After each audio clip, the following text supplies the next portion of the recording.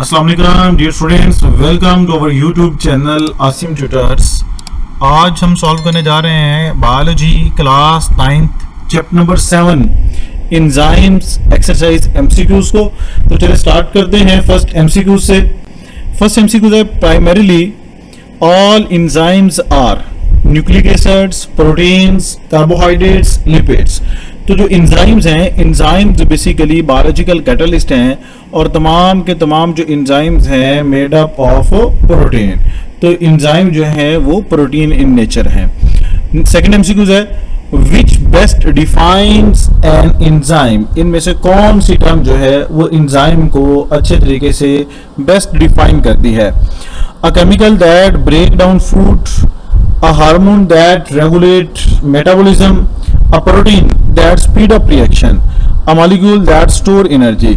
तो एंजाइम की हमने डेफिनेशन के अंदर पढ़ा है। एंजाइम्स क्या है? बायोलॉजिकल कैटलिस्ट हैं, प्रोटीन पर मुश्तमिल है और ये क्या करते हैं? ये कैटलाइज करते हैं केमिकल रिएक्शन को, यानी स्पीड अप करते हैं केमिकल रिएक्शंस को। तो गिवन ऑप्शन होगा, करेक्ट ऑप्शन होगा सी। Third MCQ is what can happen if an enzyme is exposed to temperature that is higher than its optimum temperature। यानी क्या होगा अगर एक एंजाइम को उसके ऑप्टिमम टेम्परेचर से ज्यादा टेम्परेचर पे एक्सपोज कर दिया जाए। तो याद रखिएगा ये जो ऑप्टिमम टेम्परेचर है, ऑप्टिमम टेम्परेचर क्या होता है? ऑप्टिमम टेम्परेचर वो टेम्परेचर होता है जिस पे कोई एंजाइम मैक्सिमम वर्क कर रहा होता है। तो ये हमारे पास एक ग्राफ है जिसमें एक्स एक्सिस पे टेम्परेचर है, वाई एक्सिस पे रेट ऑफ रिएक्शन है यानी एंजाइमेटिक एक्टिविटी है। तो हम देख सकते हैं कि जैसे जैसे हम रेट टेम्परेचर को बढ़ा रहे हैं रेट ऑफ रिएक्शन बढ़ रहा है। ये एक पॉइंट आ गया जिसको हम ऑप्टिमम टेम्परेचर कहते हैं। ऑप्टिमम टेम्परेचर वो टेम्परेचर है जिसपे मैक्सिमम एंजाइमेटिक एक्टिविटी होती है यानी रेट ऑफ रिएक्शन मैक्सिमम होता है। अगर हम उससे ज्यादा टेम्परेचर करेंगे यानी टेम्परेचर को मजीद बढ़ाएंगे तो उसके बाद जो एंजाइमेटिक एक्टिविटी है वो बढ़ने के बजाय डिक्लाइन होना शुरू हो जाती है। तो जो ऑप्शंस है हम ऑप्शंस को स्टडी करते हैं। Enzyme activity rate will be increase, तो इंक्रीज नहीं हो रहा। Enzymes shape will change potentially, तो बी ऑप्शन है enzymes shape will change, enzyme की शेप चेंज हो जाएगी, पोटेंशियली रिड्यूसिंग इट्स एक्टिविटी। तो इसका करेक्ट आंसर होगा बी कि एंजाइम की जो शेप है, जो उसकी एंजाइम की एक्टिव साइट है वो डिपेंडेंट होती है। तो इसका करेक्ट आंसर होगा enzyme shape will change potentially reducing it's activity. यानी एंजाइम की जो एक्टिव साइट है वो सेंसिटिव होती है टेम्परेचर के लिहाज से, टेम्परेचर सेंसिटिव है। तो इसलिए जब हम ज्यादा टेम्परेचर प्रोवाइड करेंगे तो एंजाइम एक्टिव साइट की शेप चेंज हो जाएगी और एंजाइम की जो एक्टिविटी है वो रिड्यूस हो जाएगी। फोर्थ एमसीक्यू है enzymes are specific in their action because.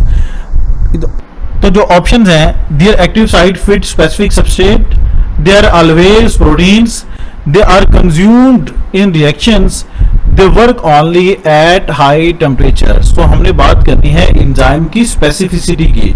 तो लॉक एंड की मॉडल बताता है कि एंजाइम जो है वो स्पेसिफिक होते हैं। उसकी रीजन क्या है कि एंजाइम के पास होती है एक्टिव साइट, और एक्टिव साइट वो जगह होती है जहां पे आगे सबस्ट्रेट ने लगना होता है।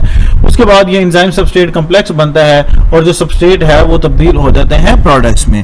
तो हर एंजाइम की एक स्पेसिफिक एक्टिव साइट होती है, उसी शेप के सबस्ट्रेट के मॉलिक्यूल जो वहां पे आके अटैच होंगे, सबस्ट्रेट कॉम्प्लेक्स बनेगा और प्रोडक्ट्स में तब्दील होंगे। तो एंजाइम स्पेसिफिक हैं किस लिहाज से? Their active sites fit specific substrate, कि इनके एक्टिव साइट जो है उनकी स्पेसिफिक शेप होती है और स्पेसिफिक शेप वाले जो सबस्ट्रेट हैं वो ही वहां पे आके अटैच होंगे। तो करेक्ट आंसर होगा ए। फिफ्थ एमसीक्यू है प्रोस्थेटिक ग्रुप्स आर। जो प्रोस्थेटिक ग्रुप्स हैं वो क्या हैं? Required by all enzymes, protein in nature, loosely attach with enzyme, tightly bound to enzyme. तो इसका करेक्ट आंसर होगा जो प्रोस्थेटिक ग्रुप्स होते हैं बेसिकली ये नॉन प्रोटीन पार्ट होते हैं और ये टाइटली बाउंड होते हैं एंजाइम के साथ। करेक्ट ऑप्शन होगा डी। सिक्स एमसीक्यू है how does increasing temperature affect enzyme activity. तो हमने पहले भी पढ़ा कि ये इसका ऑप्टिमम टेम्परेचर है, हमारे पास कर्व है, एक्स एक्सिस पे टेम्परेचर है, वाई एक्सिस पे रेट ऑफ एंजाइमेटिक रिएक्शन है। टेम्परेचर हम बढ़ा रहे हैं, एंजाइम के रेट बढ़ रहा है और एक वक्त आता है जो ऑप्टिमम टेम्परेचर है उस पे एंजाइम के काम करने की जो स्पीड है वो मैक्सिमम होती है। उसके बाद जैसे हम टेम्परेचर को इंक्रीज करते हैं तो एंजाइमेटिक एक्टिविटी जो है वो रिड्यूस होती है।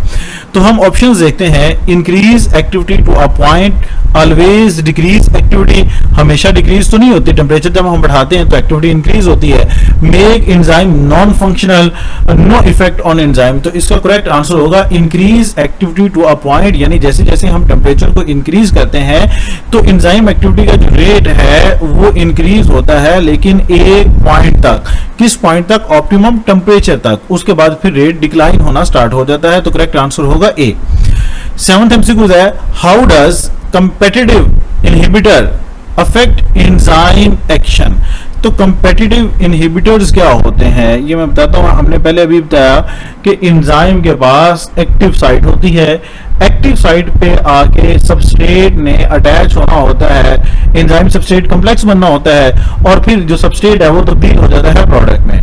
तो कुछ इनहिबिटर्स होते हैं, इनहिबिटर्स क्या करते हैं, एंजाइम की एक्टिव साइट को ब्लॉक कर देते हैं, यानी जहां पे सबस्ट्रेट ने लगना था इनहिबिटर्स अपने आप को वहां पे एंजाइम की एक्टिव साइट के साथ अटैच कर लेते हैं। जब एक्टिव साइट के पे आके जो कंपेटिटिव इनहिबिटर्स हैं ये अटैच हो जाएंगे तो सबस्ट्रेट को चांस नहीं मिलेगा वहां पे अटैच होने का, लिहाजा सबस्ट्रेट जो है वो प्रोडक्ट्स में तब्दील नहीं हो पाएंगे। तो इसका जो गिवन ऑप्शंस हैं वो है अटैचेस विद द सबस्ट्रेट, ये सबस्ट्रेट के साथ जुड़ जाता है, ये नहीं, ऐसा नहीं है, ये बल्कि अटैच होता है किसके साथ, एक्टिव साइट के साथ। चेंज एंजाइम शेप, ये एंजाइम की शेप को चेंज कर देता है, ये भी इसका करेक्ट आंसर नहीं है। Attaches and block the active site, तो ये बेसिकली अटैच हो जाता है और ये ब्लॉक करता है एक्टिव साइट को। तो करेक्ट आंसर होगा सी। नेक्स्ट एमसीक्यू है, an enzyme work best at pH of 7.4। तो कोई भी एंजाइम जिस pH पे वो बेस्ट वर्क कर रहा होता है वो उसकी कहलाती है optimum pH। It is placed in an acidic solution. अब देखिए पहले वो उसकी जो pH है, ऑप्टिमम pH है वो 7.4 है, आप उसको रखना चाह रहे हैं एसिडिक सोल्यूशन के अंदर यानी pH 4 पे।